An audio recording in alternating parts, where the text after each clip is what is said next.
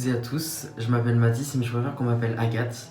J'ai 17 ans et je suis étudiant en première année en information communication. Et aujourd'hui, je veux vous parler de la transidentité.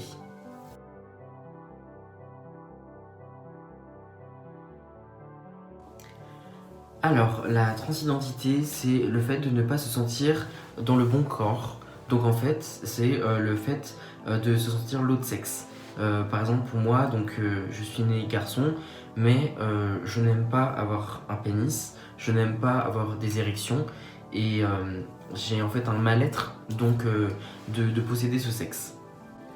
Aussi, je voulais juste rappeler que l'orientation sexuelle et l'identité de genre sont deux choses bien différentes.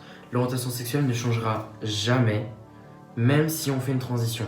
Donc par exemple là, je suis Mathis, physiquement je ressemble à un garçon, je suis homosexuel, mais le jour où je ferai ma transition, je serai donc une femme, je serai Agathe, et donc je serai hétéro, puisque j'aime les hommes de qu'importe mon sexe. Donc en fait, j'aimerais toujours les hommes. Donc voilà, je veux bien rappeler que l'orientation sexuelle ne change pas, même si on fait une transition et qu'on change donc de sexe. C'est deux choses bien différentes.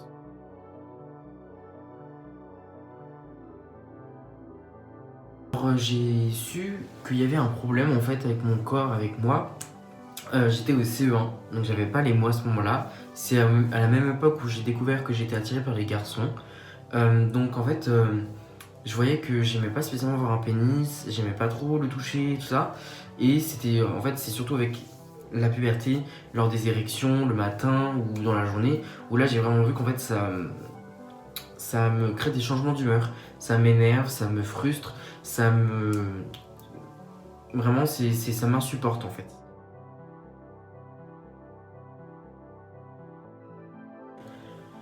Alors au quotidien, avec mes amis, tout se passe bien. Donc en fait de base, je viens de Lyon, mais j'étudie à Strasbourg. Donc en fait ceux qui de Lyon, en fait j'ai fait vraiment mon coming out trans en septembre dernier. Et en fait mes amis de Lyon commencent un peu à dire Agathe et ils le savent et ils respectent et ils me soutiennent. Et ceux de Strasbourg me soutiennent totalement et la plupart m'appellent Agathe depuis septembre.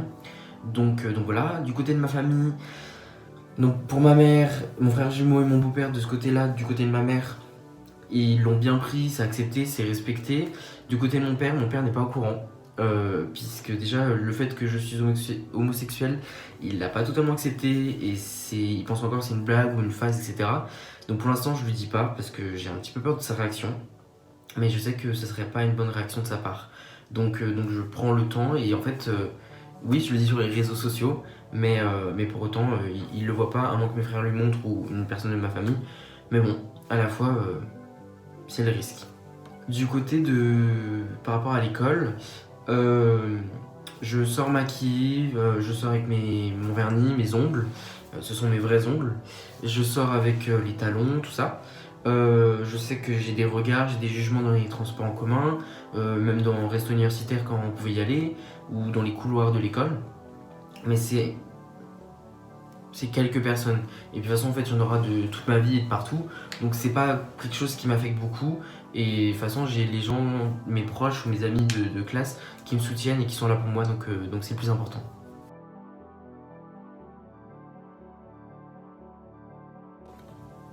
Alors oui, je suis malheureusement victime de violences verbales, en fait, numériques ou physiques.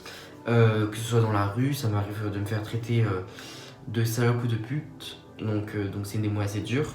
Ça m'arrive beaucoup de me faire insulter sur les réseaux. Soit je bloque, soit je supprime le message. Et donc c'est assez dur parfois à vivre. Juste le fait que je sois donc trans ou juste le fait que je sois attiré par les garçons. Et donc voilà. Mais c'est pas grave de toute façon parce que je vis pas pour les autres mais je vis pour moi.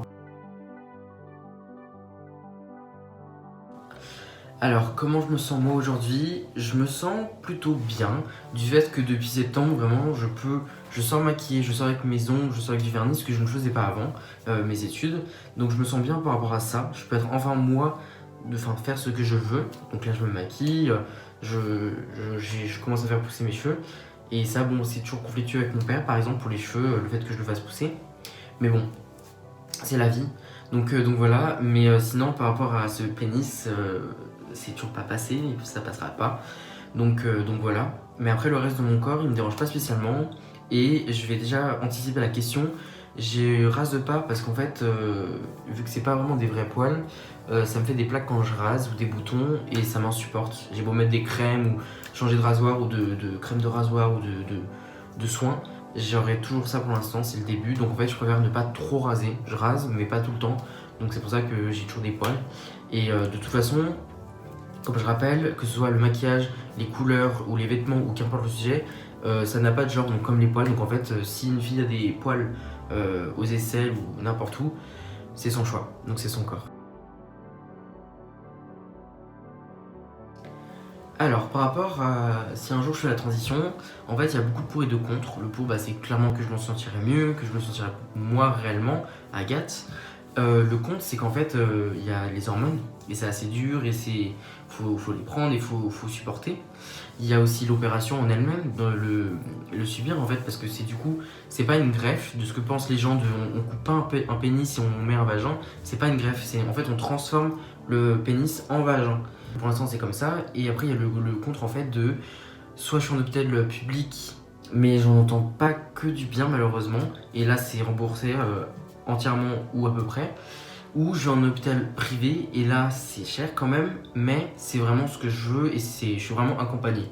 Donc pour l'instant je sais pas encore, je me laisse le temps, j'ai encore mes études, moi je veux pas faire ma transition pendant les études parce que ça ferait beaucoup trop de charges et j'arriverai pas je pense à m'organiser avec tout le fait des études, le travail. Là j'aimerais être en alternance l'année prochaine donc je pourrais pas gérer tout, donc je préfère faire après les études.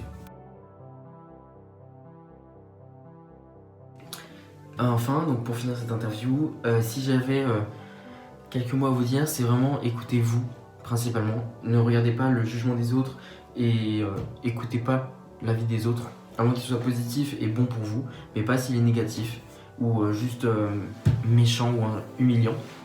Écoutez-vous et forcez-vous pas à trouver ou à placer des mots sur ce que vous ressentez ou ce que vous êtes. Comprenez-vous juste vous. Et vous n'avez même pas besoin de dire aux autres ce que vous êtes si vous n'avez pas le besoin ou si vous ne le voulez pas. Créez votre bulle pour vous. Et n'oubliez pas que faut vivre pour soi. Et donc, même si ça paraît égoïste, qu'importe le genre, qu'importe l'identité, qu'importe l'orientation, il faut vraiment vous écouter vous. Donc voilà. Bisous à tous.